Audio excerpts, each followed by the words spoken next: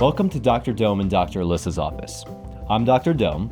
And I'm Dr. Alyssa. We know it's been a while since your last checkup, so we thought we'd pay you a visit. So put that GameCube controller down, open wide, say ah, and get ready to learn how to maintain your Certified Nursing Assistant or CNA license so you can continue to get paid on the Parent CNA program in Colorado. In Colorado, a CNA license is valid for 24 months. After that, you need to renew it.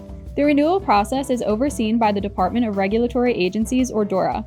You can renew your license in 3 ways: online, by mail, or in person. Log into your account on the DORA website and follow the instructions. By mail, fill out a renewal form and send it to DORA with the required fee. In person, go to a DORA office, submit a renewal form, and pay the required fee. Once you complete the renewal process, you'll get a new CNA license that's valid for another 24 months. Voyager Home Healthcare will send you to their completely free school to get licensed as a CNA so you can start getting paid for the care you already provide. They are the highest paying, highest rated parent CNA agency in Colorado. They provide amazing care and customer service in Arizona, Colorado, and Florida.